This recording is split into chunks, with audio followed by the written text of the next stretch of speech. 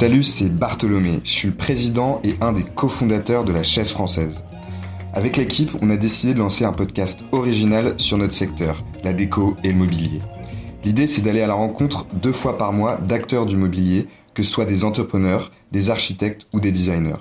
On va leur parler de leur parcours personnel sur le secteur et ensuite de leur vision du marché. On commence avec Alice Hager, qui est la directrice de marque chez Made.com en France. Bonne écoute avec la Chaise Française.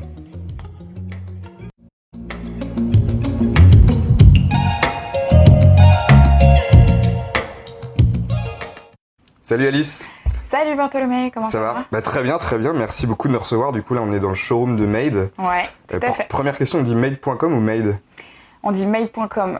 D'accord. On dit Made.com parce que en fait la marque a 10 ans l'année prochaine et en Angleterre elle est suffisamment implantée et établie pour s'affranchir du .com. Okay. Donc en Angleterre on dit tous Made. En France pour le moment on continue d'avoir le .com pour continuer de raconter qui on est. D'accord. Et pour faire venir les gens sur le site, j'imagine. Exactement, ouais. Ok, trop bien. Avant de démarrer, d'aller plus loin sur Made et tout ça, et les gros sujets, est-ce que tu peux commencer par te présenter rapidement pour qu'on sache un peu qui tu es?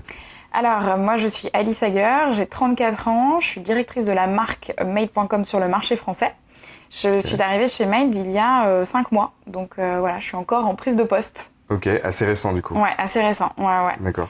Et auparavant, en fait, moi j'ai fait une grosse partie de ma carrière en agence de publicité, parce qu'en fait j'étais pendant 10 ans chez BETC et chez Marcel Publicis, où j'étais directrice de clientèle et directrice du New Business. Donc mon métier à moi, d'origine, mais celui que je fais toujours aujourd'hui avec grand plaisir, c'est de la stratégie de marque. C'est d'accompagner les marques et de les conseiller sur tous les sujets de plateforme de marque, de positionnement. Okay. Et après pouvoir déployer toutes les stratégies de moyens pour lancer différentes actions et différentes opérations. Mais du coup, quand t'es arrivé chez BETC, c'était ta première boîte? BETC, c'était ma toute première boîte. Je sortais du CELSA. Mais donc quand t'as fait le CELSA, mais tu voulais être journaliste ou tu voulais... Pas du tout, parce qu'en fait le CELSA, t'as un double cursus. Ouais. T'as une partie journaliste et une partie communication. Okay. Et en fait, moi, si tu veux qu'on remonte encore avant mes premières expériences professionnelles, après mon bac littéraire, je suis partie en classe préparatoire, donc j'ai fait Hippocagne et Cagne. Okay. Je me suis régalée pendant 2 ans, mais à l'issue de ces 2 ans, je ne me voyais pas me tourner vers de la recherche et partir à la fac. Et en fait, j'ai fait des recherches et je suis tombée sur le CELSA et cette école m'a vachement plu parce que je me rappelle avoir lu que le fondateur du CELSA était un ancien cagneux qui partait du principe que les littéraires avaient toute leur place dans le monde de l'entreprise. Et ça, je me suis dit, c'est pour moi. Parce que effectivement, je me vois vraiment être en entreprise. Donc, j'ai passé les concours, j'ai intégré le CELSA. Et en fait, j'ai intégré la partie communication du CELSA. D'accord. Et donc, à l'issue du CELSA, après mon M2, j'ai cherché mon premier boulot et je suis tombée dans la publicité un peu par hasard chez BETC, que je ne connaissais pas du tout, pour être honnête, avant de l'intégrer. Et en fait, c'est une ancienne du CELSA qui quittait son poste et cherchait à le pourvoir rapidement pour pouvoir vite quitter le sien. Et elle nous a tous appelés, j'ai candidaté et voilà. Et du coup, j'ai intégré BETC sur le premier budget sur lequel j'ai travaillé, c'était la Française des Jeux et le loto. Et donc, moi, j'étais sur le loto pendant pas mal de temps. Et sur toutes les campagnes publicitaires du loto. Mais donc, c'est assez intéressant, t'étais vraiment genre littéraire, mais pour autant, t'avais envie de bosser en entreprise. Complètement. Ouais, moi, je viens d'une famille d'entrepreneurs. Et je pense que j'avais vraiment envie d'être dans du concret et dans du réel. Et c'est vrai que toute la partie recherche, ou alors devenir enseignant, professeur, etc., ça m'intéressait moins, je me sentais moins dans le concret. Et dans ton expérience après chez le BETC et tout ça, est-ce que tu as eu j'imagine que ça a apporté des avantages, enfin il y a eu des avantages, mais est-ce que tu as eu des lacunes ne serait-ce que pour faire en marketing, des chiffres, des choses comme ça? En fait, BETC, ça match aussi par rapport à qui je suis, parce que c'est aussi une agence qui est assez littéraire dans son approche. En fait, ils sont excellents en conseil de marque, en stratégie de marque, et c'est pas tant une agence qui est très business, c'est-à-dire effectivement très orienté, je saurais pas comment le signifier de manière pertinente. Évidemment que c'est une agence qui est business parce que c'est le propre avant tout du boulot, hein, ils sont pas philanthropiques, mais c'est une agence qui est très intello, très stratégie de marque, très conseil. Okay. Donc ça marchait bien aussi par rapport à mon profil. Et quand tu regardes d'ailleurs les gens qui vont chez BETC, t'as beaucoup de CELSA, beaucoup d'HEC. Okay. Et t'as pas tant de t'as pas de profil d'ingénieur, t'as pas du tout ces profils-là, quoi. Et du coup, après BETC, à un moment donné, tu pars, tu fais quelque chose avant d'arriver chez Made.com, du coup. Donc, je suis chez BETC pendant 4 ans et demi. Okay. Je pars ensuite pour aller chez Marcel Publicis, toujours en agence, pour m'occuper de comptes tels que la Fnac, Granola, de gros comptes, exactement. Et en fait, je continue mon apprentissage des comptes retail. Chez BETC, j'ai travaillé sur Decathlon. Ça, c'était mon premier compte retail. Donc, je me dis, tiens, là, il y a un truc intéressant parce qu'en fait, le retail, c'est beaucoup plus compliqué que tous les autres sujets sur lesquels j'ai pu travailler. Quand j'étais sur Evian, j'étais sur un produit.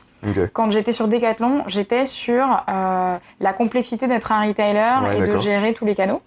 J'arrive chez Marcel, on me met sur la Fnac. Deuxième retailer, je me dis, c'est vraiment super intéressant en fait. Donc t'aimais bien ça du coup Et en fait, je trouvais ça génial parce que je trouvais que les problématiques, à mon sens, étaient plus complexes que lorsqu'on est sur du monoproduit. Je fais ça et un jour, je reçois un coup de fil où on me propose de passer de l'autre côté, comme on dit dans notre jargon, du côté de l'annonceur, de la force obscure. Et en fait, je pars chez Klépierre pendant 3 ans. Klépierre, c'est le co-leader européen des centres commerciaux. Donc c'est de la même manière qu'Unibail. Lay, en fait, c'est la même chose. C'est une foncière franco-française à l'origine qui, à la suite d'acquisition à l'échelle européenne, est devenue co-leader européen avec 120 centres, 120 centres commerciaux répartis sur 13 marchés en Europe. Et du coup, tu fais quoi pour eux là? Et pour eux, là-bas, je suis brand manager à l'Europe. Donc concrètement, mon travail, c'était de créer la première plateforme de marque pour unifier les 120 centres commerciaux ensemble, parce qu'ils n'avaient pas, il n'y avait aucune harmonie d'un point de vue plateforme. Charte graphique, tout ça, il y a plein de choses à graphiquement, il y avait zéro harmonie. Donc voilà, ça c'était mon travail pendant 3 ans. Accompagné de notre agence de publicité Sidley. Mais attends, là t'as 34 ans, t'es resté chez eux 3 ans. Je suis restée chez eux presque 3 ans, 2 ans, 3 quarts, en gros. Mais du coup, t'avais BETC, t'as démarré à quel âge? J'ai démarré en sortant du CELSA, donc j'avais 22 ans et demi, 23 ans si je me souviens bien. J'ai fait BETC 4 ans et demi, ensuite j'ai fait Marcel presque 3 ans, ensuite 3 ans chez Klépierre. Et du coup, Klépierre, t'as aimé d'être du coup de l'autre côté En fait, ce que j'ai beaucoup aimé, et ce qui m'a beaucoup rassurée, c'est qu'en fait, je me suis dit, c'est exactement mon métier. Parce que quand t'es en agence, c'est vrai que t'as toujours cette espèce de mythe de chez le client, ça doit être tellement plus cool, ça doit être tellement plus détendu. Parce qu'en agence, tu travailles énormément. Et t'as toujours cette espèce de mythe qui est totalement infondée l'agence fait tout pour les clients, donc en fait... on doit être tranquille côté client.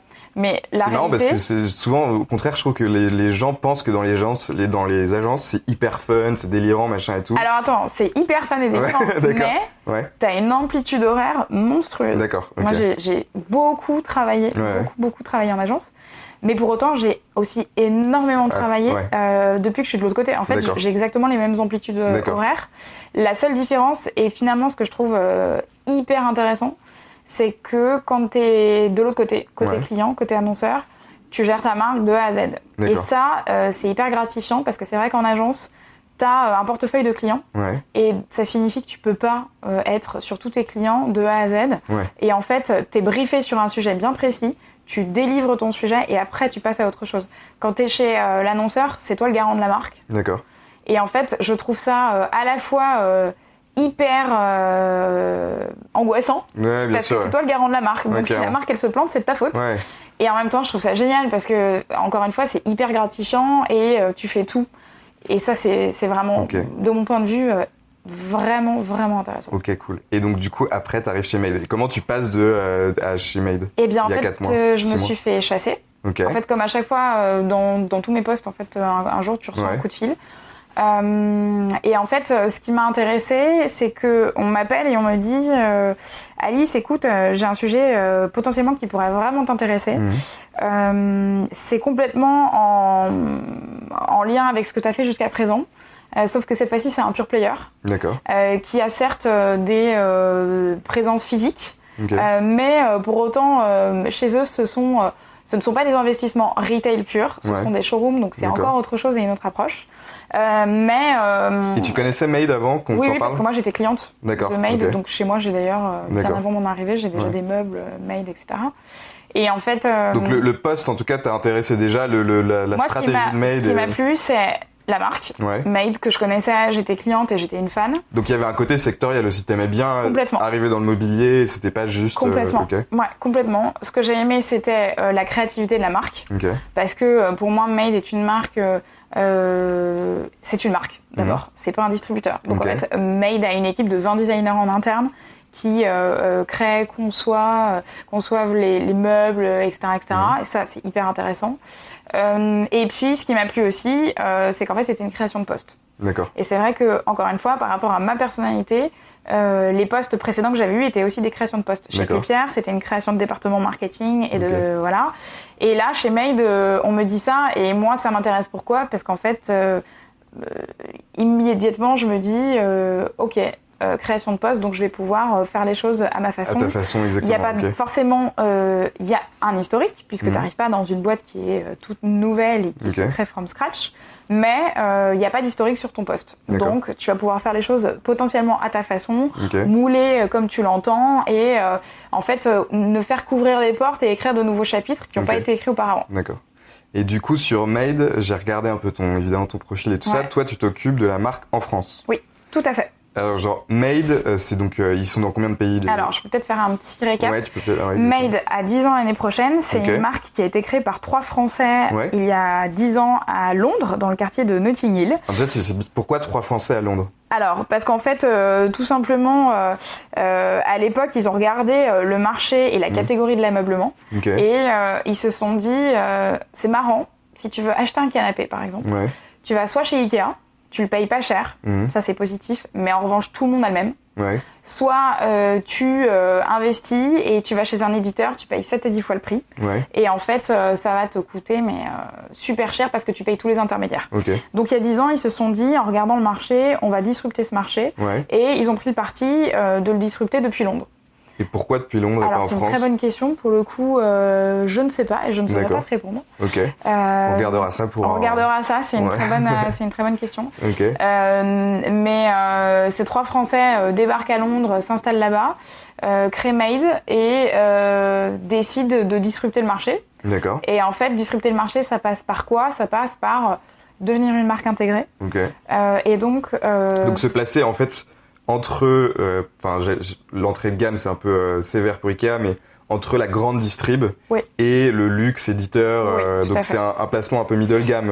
Oui, c'est ça. En fait, c'est en prix. L'idée, c'est exactement. Mais l'idée, c'est de faire du design accessible pour tous, que j'ai un petit budget qui ne me permette pas de pousser la porte des éditeurs et des belles marques de design, ou que j'ai un budget un peu plus conséquent. L'idée, c'est de se dire que quand tu viens chez Made.com, tu vas pouvoir t'offrir une belle pièce qui a quand même un caractère un peu unique et original et du coup qui va teinter ton intérieur et le colorer. Et donc l'idée c'est vraiment ça, c'est quel que soit ton budget, quelles que soient tes envies, chez nous tu vas toujours trouver quelque chose qui devrait te plaire et que tu ne retrouveras pas chez les autres. Voilà. Donc du coup, ça a 10 ans et vous êtes dans combien de pays ? Aujourd'hui, on est sur 13 marchés. La France a ouvert après le UK qui est le marché numéro 1. Le marché numéro 2, c'est la France qui a ouvert il y a 4 ans et demi. Donc ils avaient quand même un ancrage en France, donc ils ont ouvert tout de suite la France. Tout à fait, exactement.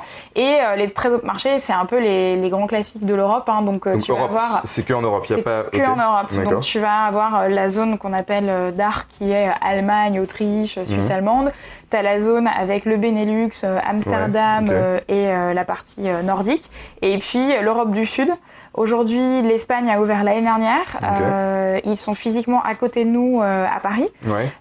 Et le jour où ils ouvriront un lieu physique, les équipes rentreront en Espagne. C'est comme ça que ça marche chez nous. Et donc, alors maintenant, on peut en venir au sujet, c'est que ils ont décidé de, je sais pas si c'est une communication, mais en tout cas d'avoir une stratégie de marque par marché du coup. Alors non. Alors comment t'expliques le fait que toi tu t'occupes de la France ? Alors je t'explique. En fait, ta marque, de toute façon, elle est pleine et entière et elle est unique. Et c'est nécessaire pour que ça fonctionne d'avoir une colonne vertébrale qui soit la même et pour tous. Donc, la colonne vertébrale de Made.com, c'est on a une mission, rendre le design accessible à tous. Et cette mission, on la met en œuvre sur tous les marchés. Maintenant, au niveau local, et pourquoi mon poste a été créé, c'est que on le sait, la globalisation à outrance, ça ne marche pas. Entre un Français et un Anglais, il y a des différences culturelles majeures et il faut en tenir compte parce que sinon, tout ce que tu fais et tout ce que tu mets en œuvre ne résonne pas chez les gens et de facto ne marche pas.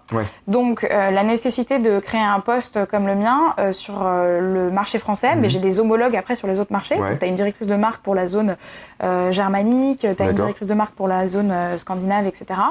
C'est vraiment d'adapter, prendre ce qu'on a effectivement du central de Londres et ensuite de se dire, ok, ça c'est la colonne vertébrale, mais maintenant, comment est-ce que je la passe au prisme des différences culturelles pour s'assurer qu'un Français va vraiment finalement pouvoir rentrer en conversation avec la marque. Sinon, tu vas être dans un truc qui va être hyper top-down et en fait, t'arriveras pas à créer une vraie proximité avec tes clients et à ensuite faire tout le travail de considération. Est-ce que c'est l'image de marque qui va s'adapter du coup au marché français, mais aussi tu peux avoir clairement des mobiliers qui vont être réservés au marché français. Est-ce que ça va jusque-là, l'adaptation au marché français? Complètement, mais c'est-à-dire que c'est dans les deux sens. En fait, ton image, encore une fois, elle est la même sur tous les marchés. Le sujet, c'est le tone of voice. Quel est le ton de voix que tu vas appliquer sur le marché français, sur le marché espagnol, etc., etc. Ça peut être une première différence. Les actions que tu vas mener de manière très concrète en France, les événements, tu vas faire en sorte de faire des événements on a maison et objet. Donc tu fais des choses en lien avec les événements et le calendrier franco-français. Et sur les produits, aujourd'hui, on fait déjà des collaborations avec des designers français comme Margot Keller ou Desormeaux Carrette.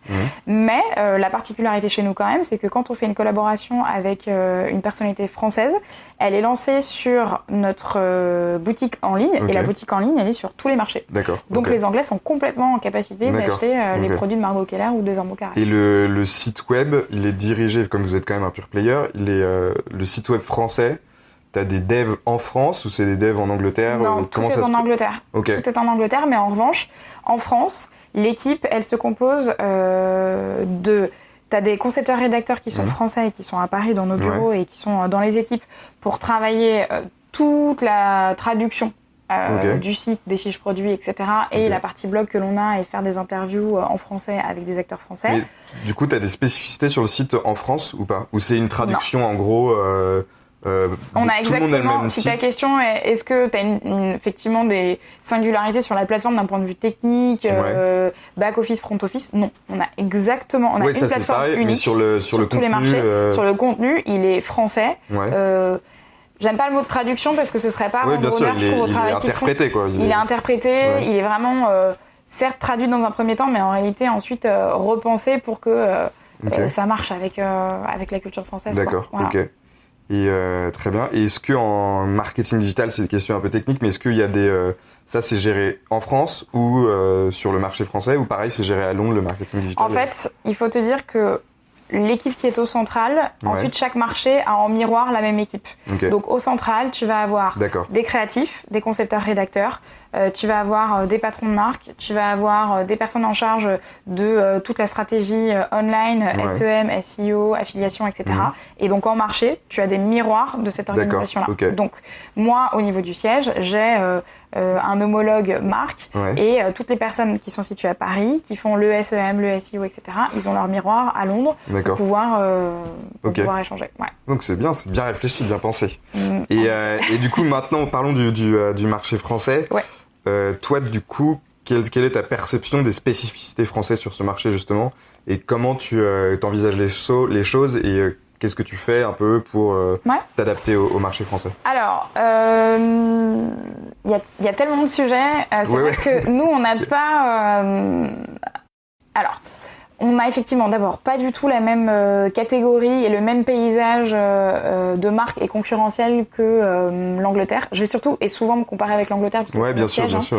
et c'est un peu la maison mère. Quand tu regardes le paysage concurrentiel en Angleterre, il est beaucoup moins riche qu'il ne peut l'être en France. En France, t'as pas moins de 50 marques qui sont citées spontanément. Quand tu demandes aux gens, je voudrais me meubler, chez qui me conseillez-vous d'aller? 50 marques citées spontanément. Ouais, avec toujours Ikea en numéro 1 et très vite des marques patrimoniales comme tu vois La Redoute, Roche-le-Bois, etc., etc. Donc c'est vrai que de ce point de vue-là, nous on a un marché qui est beaucoup plus complexe à adresser, puisque en fait on se bat quelque part contre des marques patrimoniales françaises, La Redoute, Conforama, But, etc. On se bat contre des pure players qui sont comme nous et qui tous les jours arrivent sur le marché. Donc t'as qui comme pure player aujourd'hui en France On a NV Gallery par exemple, il y a un Cave Home aussi, on va avoir... c'est un peu ceux qui me viennent naturellement en tête, mais la réalité c'est que les retailers se sont aussi tournés de toute façon vers l'online. Bien sûr, sauf qu'ils ont gardé leur réseau de retail et donc du coup ils ont quand même aussi l'obligation d'avoir les mêmes prix partout et donc ils sont tirés vers le haut à cause de ça quand même. Totalement. Et puis après t'as aussi, si tu te mets du point de vue client, tu cherches un meuble.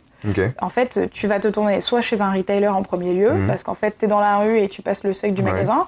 Tu vas te tourner vers un pure player comme nous, ou bien tu peux tout à fait aller aussi sur des plateformes telles que Le Bon Coin. Oui, j'allais dire ça. C'est aussi des concurrents. Bien sûr. Ouais, bah oui, parce qu'en fait, moi je pense qu'il faut toujours se placer du point de vue du client. Et en fait, quelles sont les alternatives que le client a? Bien sûr. Moi, complètement, je peux me dire Celency est une très bonne alternative. Bien sûr, complètement. Le Bon Coin, Cdiscount, eBay, enfin toutes les plateformes qui me donnent accès à du. Donc en France, le premier truc, c'est que tu as une offre qui est plus concurrentielle que. Une offre qui est plus concurrentielle, en effet. Le deuxième sujet, c'est que d'un point de vue aussi tendance. Il y a des grosses tendances qui sont universelles. Bien sûr. Quand tu vas à Maison et Objets, de toute façon, c'est pas un salon qui est franco-français. Vous exposez à Maison et Objets, du coup? On n'expose pas. Non, on n'expose pas. Nous, on y va. Exactement. Nous, on y va pour s'inspirer, pour vous viendrez nous voir, nous on expose. Donc, ah bah avec grand plaisir, carrément.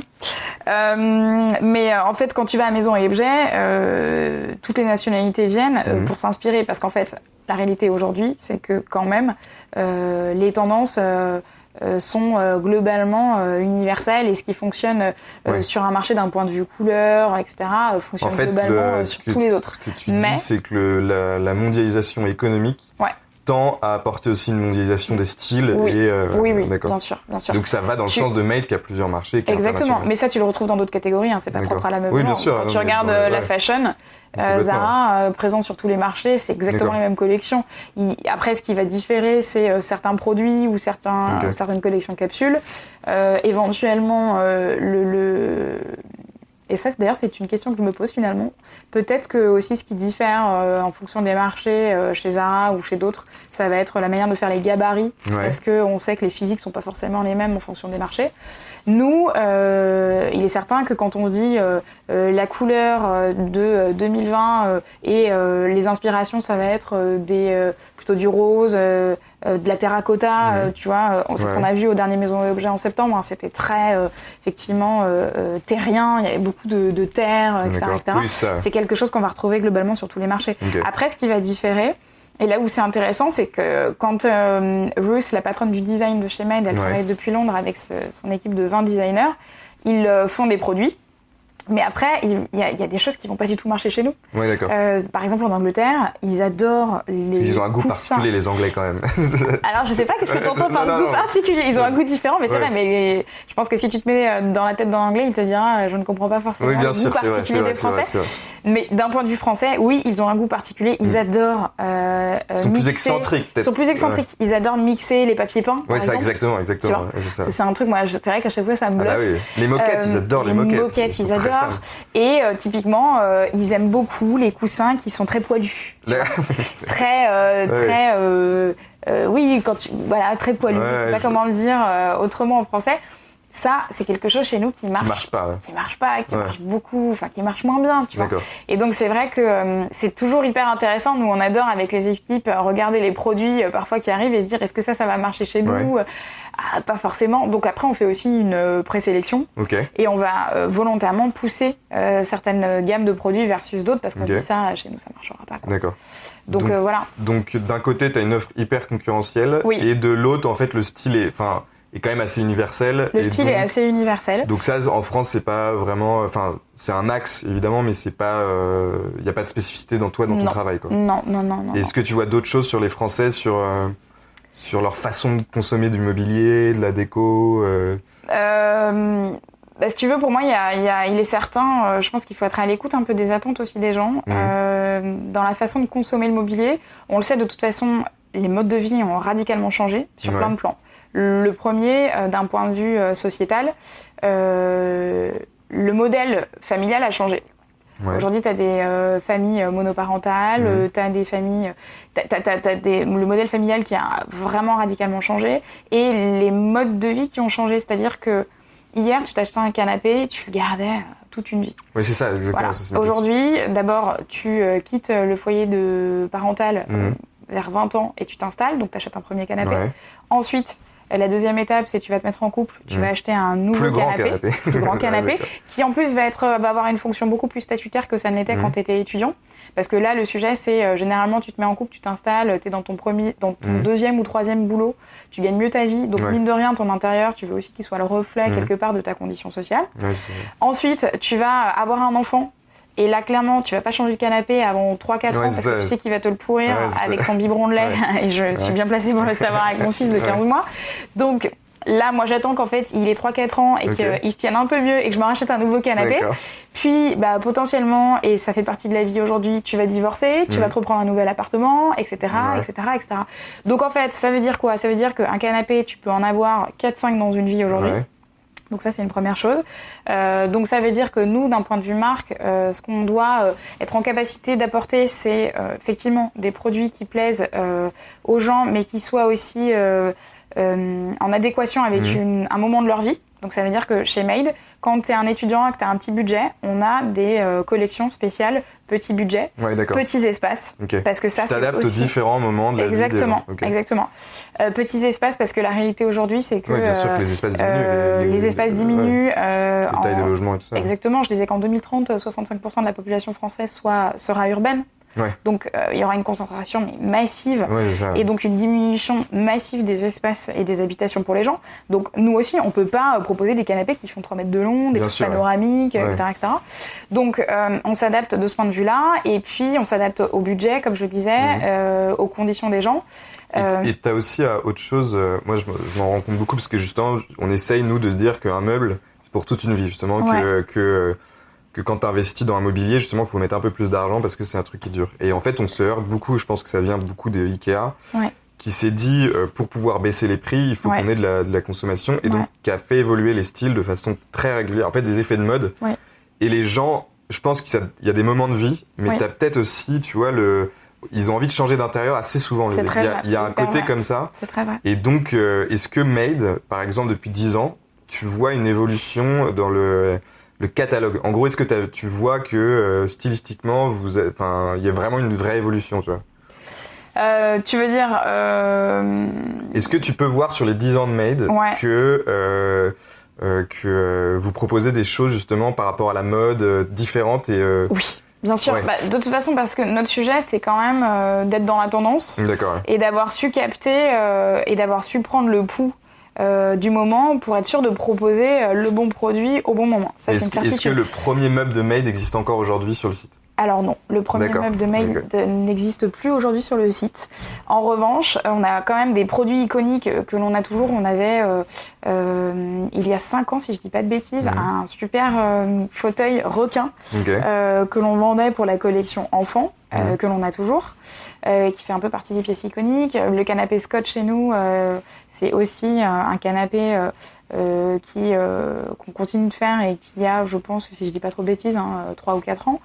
Mais en fait, moi, ce que je trouve intéressant, c'est dans ce que tu viens de dire, c'est que en effet, les modes de consommation ont changé, et les gens consomment le meuble un peu comme ils consommeraient de la fashion. Oui, c'est ça. Mais ils mettraient moins d'argent quand même. Ils mettraient moins d'argent, Ouais, exactement. Donc toi, en tant que marque, quelle posture tu dois adopter ?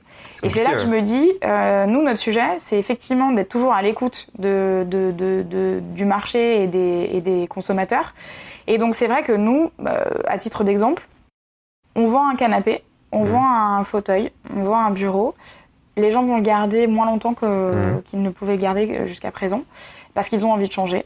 Et dans ce cas-là, quel rôle vient jouer la marque Made dans ce parcours-là ? D'accord. C'est-à-dire qu'à un moment donné, le sujet de la reprise, ça c'est un vrai sujet. On est en train de travailler et on va lancer en 2020 un POC sur ce sujet-là, de la reprise. Comment est-ce que quand toi tu viens sur notre site pour commander un nouveau canapé, on te donne la possibilité de reprendre l'ancien et qu'il soit Made ou pas d'ailleurs, parce qu'en fait je pense que le sujet c'est de pas rester siloté et au contraire d'être dans une vraie approche servicielle, parce que moi je supporterais pas qu'une marque me dise ah non, si c'est pas de chez moi je te le reprends pas. Non, enfin, quand tu vas chez un concessionnaire, il te reprend la voiture quelle qu'elle soit. Ouais, bien sûr, ouais. Je pense que là ils ont hyper raison et que pour nous c'est la même chose, et donc on est en train de travailler sur un POC pour 2020 pour justement proposer à nos clients de reprendre l'existant, mais de les emmener un cran plus loin, c'est-à-dire de leur... mais là, je vais en dévoiler un peu trop, donc je fais attention, parce que c'est encore... Mais c'est des discussions et c'est des sujets qui sont présents dans beaucoup de marques aujourd'hui. Tu vois apparaître ça dans le textile. Je veux dire, vous allez le faire, mais je pense que d'autres... Mais c'est pas révolutionnaire, je suis hyper d'accord avec toi. Mais c'est hyper... Moi, je trouve ça génial. Pour moi, c'est presque un mandatory. Je trouve que les marques devraient tout le faire. Exactement. Quel que soit leur secteur. Et donc, c'est vraiment ce qu'on va lancer l'année prochaine. Et là où on veut aller encore un cran plus loin, c'est quelque part... emmener les gens et les accompagner sur la démarche de comment est-ce que je consomme différemment et durablement. Ok, on le sait, l'homme est pétri de contradictions. Ça veut dire quoi ? Ça veut dire que il y a cette espèce de tension interne de consommer, c'est pas bien, on le sait, parce que la fast fashion, la fast consommation, on voit très bien les dérives sur lesquelles ça a entraîné les sociétés. Mais la réalité, c'est que consommer, ça fait aussi du bien. Et la shopping thérapie, c'est une réalité. Quand on va s'offrir un petit truc, ça fait du bien. Ouais, complètement, bien sûr. On a un coup de mou, on va s'offrir et se faire un petit plaisir. Et c'est comme ça. Et je pense qu'il faut pas rentrer dans une approche hyper moralisante. En fait, il faut trouver des solutions à cette volonté d'achat pour pas que ce soit un problème écologique. Quoi. Exactement. Et donc, nous, là, c'est tout le travail que l'on fait à l'heure actuelle. C'est comment est-ce que on accompagne les gens et comment est-ce que potentiellement aussi on les éduque, même si j'aime pas beaucoup ce mot-là parce que je trouve que c'est hyper moralisant et moralisateur, mais c'est la possibilité de rendre ce qu'ils avaient jusqu'à présent, de le faire réparer et ensuite d'offrir une seconde vie au produit et de les faire entrer dans une espèce de cycle de vie du produit, parce qu'un canapé qui a servi 3 ans, je suis désolée, mais il peut encore servir très longtemps. Bien sûr.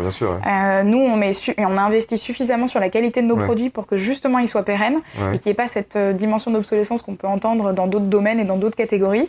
Il y a un canapé qui a servi 3 ans, il y a vraiment matière à pouvoir continuer de l'utiliser. Mais si en fait moi je me suis lassée du style de ce canapé, au lieu de le mettre aux encombrants et de le retrouver dans la rue le matin quand tu sors de ton immeuble et d'être ensuite à la déchetterie, nous on va le récupérer, on va le retaper s'il y a besoin parce qu'il aura quelques accros, un pied cassé, que sais-je, et ensuite on va lui faire vivre une nouvelle vie, une seconde vie. C'est le don en premier lieu, moi je pense que c'est un vrai sujet, le don. Mais le don aux particuliers, le don aux associations, nous, nos showrooms le font déjà. En fait, à Lyon et à Paris, nos 2 showrooms, comme on renouvelle tous les mois une partie de la collection des stores, en fait, les showroom managers ont des partenariats avec des associations.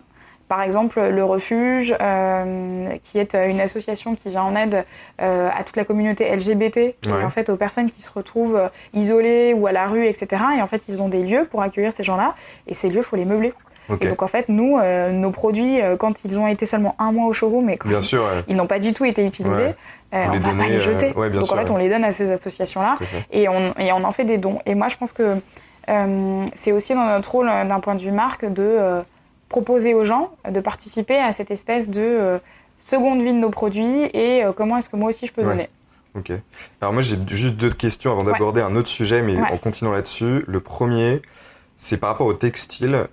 Qu'est-ce que tu penses du fait que les gens soient prêts à dépenser quand même très cher pour s'acheter des vestes, tout ça, qui vont durer 6 mois, 1 an et de façon comparative, moi je suis toujours surpris, ils sont pas prêts à dépenser le même budget pour un meuble qui peut durer beaucoup plus de temps.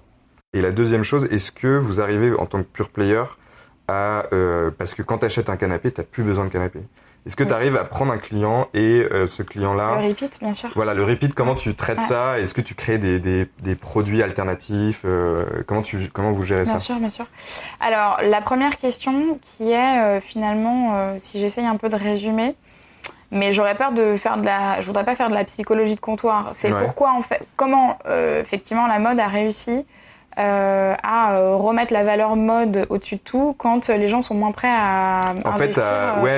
Comment ça se fait que le mobilier, si tu veux, est un peu passé, je pense, de premier poste de dépense à second, troisième dans la vie des gens. Tu vois. Moi, je pense que, mais encore une fois, budget, c'est... je parle je pense qu'il faut ramener ça aussi au nouveau mode de vie. Mine de rien, et quelque part à une forme d'instabilité, peut-être. Mais encore une fois, je voudrais pas... je suis pas sociologue, hein, mais moi, l'intuition que j'ai, c'est que aujourd'hui, clairement, les modes de vie sont radicalement différents de 50 ans. Si moi, je me compare à la génération de mes parents ou à la génération de mes grands-parents, quand hier, nos parents, ils passaient leur vie dans une seule boîte, nous, notre génération, ceux qu'on appelle les millennials, on va faire en moyenne 7 métiers dans une vie. D'accord. Tu te rends compte l'écart? Et donc, moi, je me dis...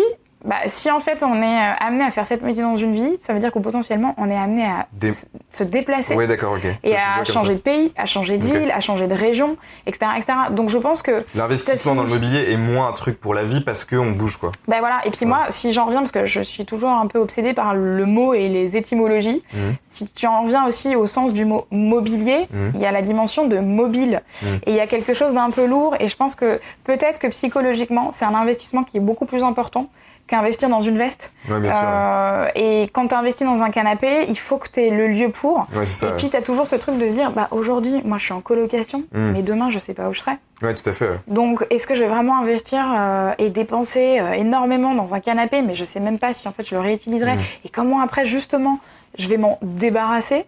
Tu vois. Donc je pense que effectivement c'est symboliquement beaucoup plus lourd. C'est des pistes pour toi de réflexion. Exactement. Et du coup, pour rebondir sur ta deuxième question, la manière dont nous, effectivement, on fait du repeat et comment on fait revenir les clients chez nous, c'est que certes, quand tu achètes un canapé, tu as tout à fait raison, tu vas pas en acheter un deuxième, à moins d'avoir une surface de... c'est beaucoup plus rare aujourd'hui. Mais en revanche, Made ne fait pas que des canapés. Nous, on a une largeur de gamme et on a une largeur d'offres qui est énorme parce qu'en fait on fait du mobilier comme on l'entendrait, canapé, fauteuil, etc. Mais en réalité, on fait beaucoup d'access, on fait beaucoup d'accessoires, on fait du linge de maison, on fait de la vaisselle qu'on produit d'ailleurs à la main au Portugal de manière artisanale. On fait, qu'est-ce que j'oublie, plein de petits accessoires. On fait des coussins, on fait des plaids. Et donc l'accessoire, l'offre déco, c'est un truc qui va te permettre de faire du repeat plus que le gros mobilier. Quoi. Exactement, parce qu'en réalité, les gens rentrent. De toute façon, les gens rentrent chez Made soit par la petite porte, justement. Tiens, je connais pas la marque. Je vais la tester soft et je vais prendre un petit access où je vais prendre de la vaisselle, un plaid, un coussin, une couverture, etc., etc. Et tout d'un coup, tu te rends compte que l'expérience est plutôt chouette, que ça se passe très bien et qu'en fait, derrière, il y a une offre qui est hyper large et hyper intéressante et tu vas passer au cran supérieur. Ou bien tu rentres chez Made directement par l'achat et l'investissement plus lourd qu'est le canapé. Et puis tu te rends compte qu'en fait, sur ton canapé, tu vas vouloir mettre des coussins pour pouvoir habiller ton canapé et un petit plaid pour les journées d'hiver. Et puis tiens, c'est vrai que j'ai besoin de table de nuit et puis j'ai besoin de ça. Et en fait, très naturellement, le repeat se fait. Ok, très bien. Et après, moi, le dernier sujet que je voudrais aborder, qui me tient un peu à cœur et tout ça, c'est les enjeux environnementaux, évidemment, qui sont hyper importants. En tout cas, chez les clients, je pense aujourd'hui, il y a un gros sujet du fait que les gens sont peut-être pas prêts à dépenser autant en surplus pour avoir, nous, du Made in France. Donc ça, c'est un gros débat. Comment, dans tout ça, vous réagissez? Qu'est-ce que... même pas forcément dans la création de mobilier, mais aussi dans votre vie d'entreprise. Bien sûr, comment vous appréhendez ce débat? Alors, en fait, nous, intrinsèquement, Made, on a une approche depuis 10 ans, qui est la suivante. En fait, on n'a pas de stock. Ouais. Donc déjà, de ce point de vue-là, quelque part, certains peuvent dire de nous qu'on a une approche durable. Pourquoi ? Parce qu'en fait, on ne lance des productions que quand le carnet de commandes est rempli. Okay. Donc on n'a pas de stock. D'accord. Donc on ne se retrouve pas comme d'autres marques ou retailers qui, à la fin d'une saison, ont des invendus et ne savent pas quoi en faire. Nous, ça n'existe pas chez nous. Ça, c'est le premier sujet. Le deuxième, c'est que très clairement, on a un impact environnemental. On fait des meubles, on produit des meubles. Donc le sujet, c'est pas comment est-ce qu'on peut arriver à un impact zéro, ça n'arrivera jamais. Le sujet, c'est plus comment est-ce qu'on peut tendre à le réduire. Donc de ce point de vue-là, je sais que d'un point de vue logistique, il y a plein de... les équipes travaillent vraiment en profondeur pour comment est-ce qu'on peut réduire cet impact environnemental, parce que nous on produit en Europe, mais il faut faire voyager les produits. Donc concrètement, si tu les fais voyager en bateau, peut-être que ça passe par finalement ralentir la vitesse du bateau et aller moins vite et consommer moins. Et vous faites tout fabriquer en Europe ou c'est aussi en Asie? Non, on fait fabriquer à 50% en Europe, majoritairement au Portugal, comme je te le disais, parce qu'on fait beaucoup là-bas. En fait, ils ont une filière industrielle qui est encore existante et un tissu industriel que nous, malheureusement, en France, on a quand même perdu. Et en fait, au Portugal, c'est génial parce que ils font encore aux mains tout, toute la vaisselle, le linge, et à chaque fois, ça te donne des produits uniques quelque part. Pour le reste, nous, on produit en Asie parce que c'est les meilleurs aujourd'hui, notamment au Vietnam, pour produire les canapés. Donc en fait, on a sourcé les meilleurs partenaires pour faire ça, s'assurer qu'ils ont les meilleures conditions de travail, que tout est fait correctement. On a d'ailleurs des équipes made, des salariés made qui sont là-bas pour suivre ça de près, sourcer correctement les matériaux, etc. etc. Et puis l'autre approche, c'est sur la partie durable. Alors, auprès de nos clients, comme je le disais tout à l'heure, c'est comment est-ce qu'on peut apporter des services qui vont permettre aux clients de pouvoir aussi changer leur mode de comportement. Donc la reprise. Au lieu de j'ai un canapé, j'appelle les encombrants et ça finit la déchetterie. Non, nous on va te proposer un service de reprise et on va te raconter comment est-ce que derrière ton canapé il va avoir une seconde vie. Et ça, je pense que c'est hyper important pour les clients et pour nous. C'est dans notre rôle à nous de faire ça. On peut pas juste se contenter de produire des produits et de les laisser ensuite dans la nature. Et puis aussi, nous, d'un point de vue, tu posais la question collaborateur, entreprise. Nous, on est en train de travailler sur plein d'actions différentes. D'abord, on fait le tri, c'est un peu enfoncer une porte ouverte. Mais non, bien sûr, non, t'as raison. Tu vois, c'est un mandatory aussi, c'est un prérequis. On fait le tri dans nos bureaux. On a des vélos. En fait, parce qu'on a fait une collection de vélos. Et donc, on a commandé des vélos et on les met à disposition des collaborateurs. Donc, typiquement, pendant les grèves, là, en ce moment. Mais là, oui, complètement, j'imagine. Un peu la vie. Est-ce que ça, tu vois, ça, c'est une réflexion vraiment d'entreprise. Il y a un truc, il y a des gens qui se disent comment on fait pour être plus, tu vois, c'est intégré chez Made, quoi. Oui, on a un département qu'ils appellent Sustainability en anglais, puisqu'il est à Londres, qui réfléchit là-dessus, qui chaque jour se staffe de plus en plus avec des nouvelles personnes qui arrivent pour travailler sur ces sujets-là. Et après, au niveau local, en fait, c'est à chaque marché de mettre en œuvre les choses, mais en l'occurrence, c'est vrai que nous, sur le marché français, Jessica Del Piro, qui est la directrice générale, est hyper investie sur toute cette problématique-là, et c'est notamment elle qui a initié ce sujet des vélos, et qui veut en initier plein d'autres, parce qu'elle a entièrement raison, il y a plein de choses qu'on peut faire aussi, nous, à notre niveau. Merci beaucoup, Alice. Merci pour l'interview, c'était sympa. Je t'en prie.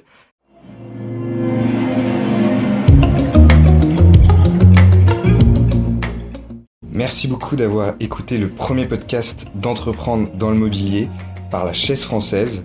On sera très heureux de vous retrouver dans 2 semaines pour l'interview de David Soulard, président directeur général des meubles Gauthier. À bientôt.